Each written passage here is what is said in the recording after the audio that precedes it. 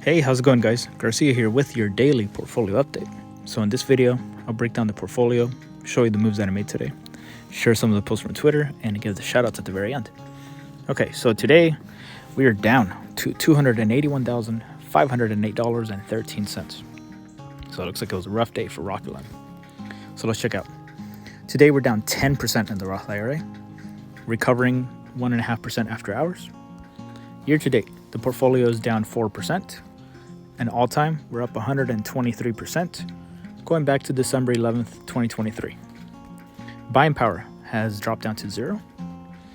I consolidated the portfolio. I closed out the CleanSpark, Innovix, and Iron calls. I closed some at a loss, some at a slight gain, but all in all, it's to consolidate more into Rocket Lab. So I did buy the dip on Rocket Lab here, and I also closed the covered calls. I'll go over that in the next portfolio. This is the total percent return.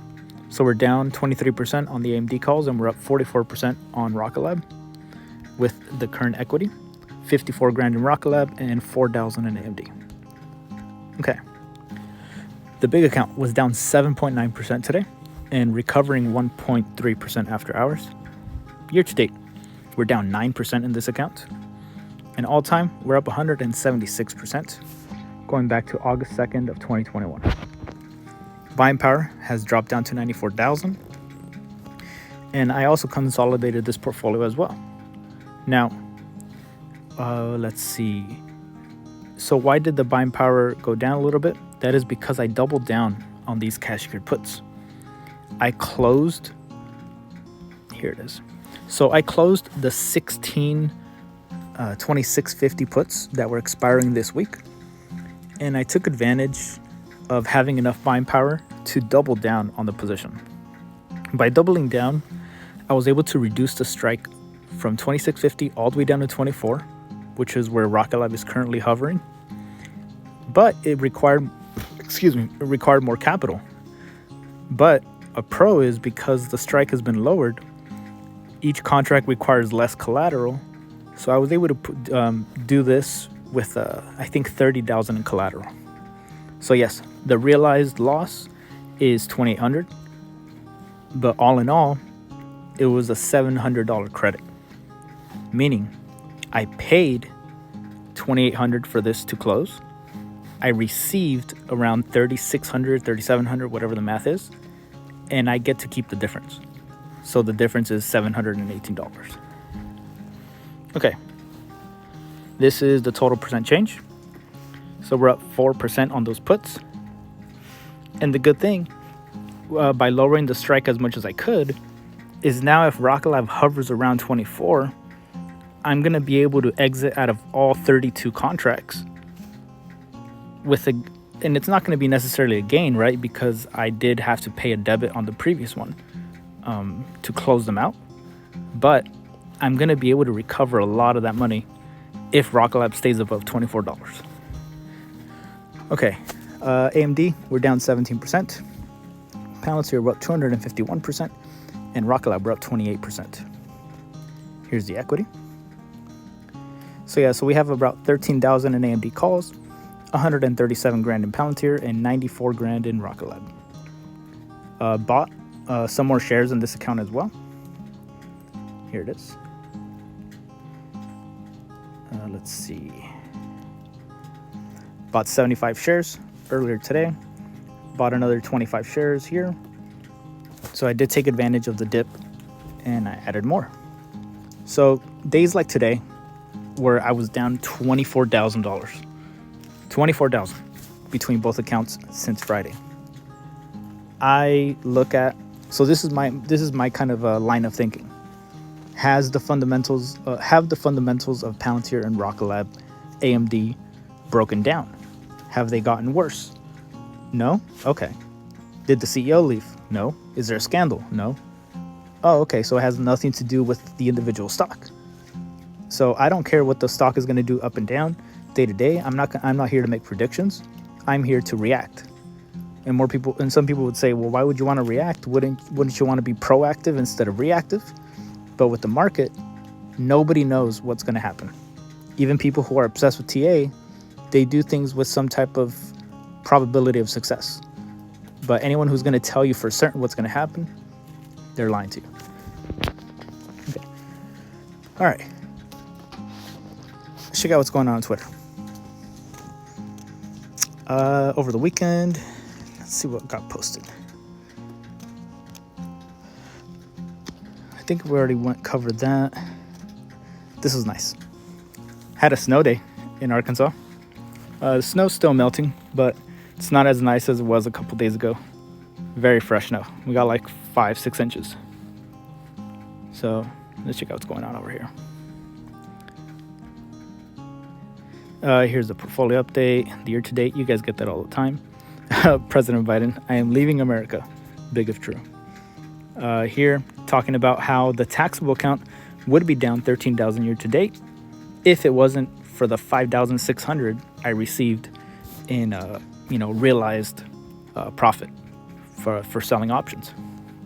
Now today, I was gonna sit back today, just gonna watch, but I noticed that the fear and greed index was at extreme fear. And I mean, what I've seen happen, every time it's at extreme fear, it's a good time to buy stocks. So I bought more. You're laughing? Retail is selling their stocks during extreme fear, and you're laughing? And then Jack Prescott, shout out to you, my guy. I think it's funny, and I'm tired of pretending it's not. And then Steve, y'all are sick. I fucking love it. Shout out to Steve Bacon, man. Let's see. So yeah, here I broke down where I closed out the 16 puts. So I closed them out at a loss, right? I paid $2,800 to close. But by opening up twice as many, I received $3,500. I keep the difference of $700. So I had to double down my position in a number of contracts. And this is why I do it.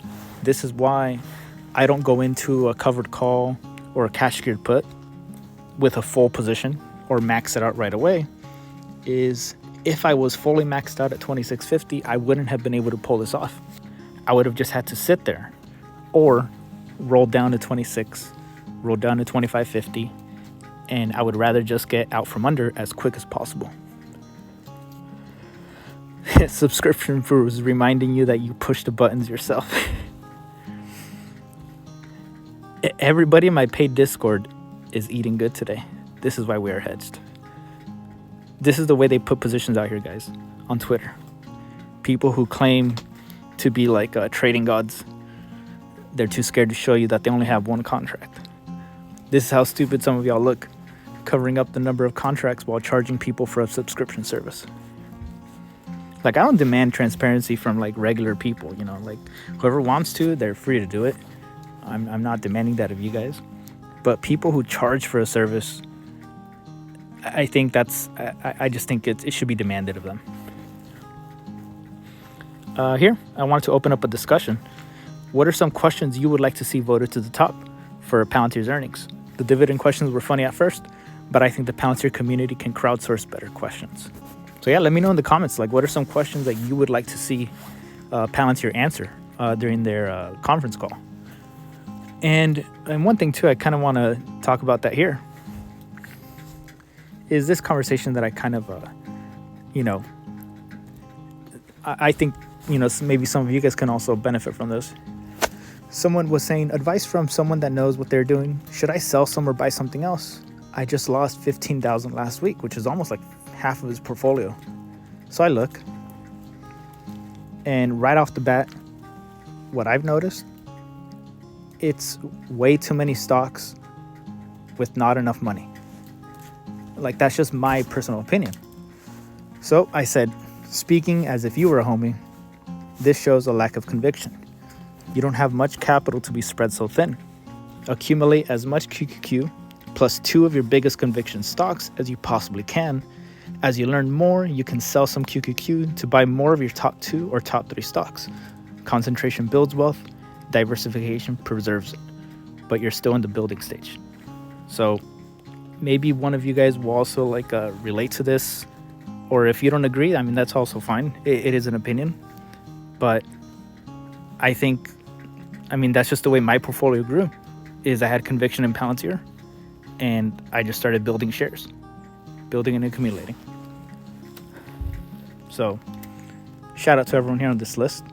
Thank you guys for sticking around to the end. And yeah, I hope you guys have a great day, and I will see you guys tomorrow.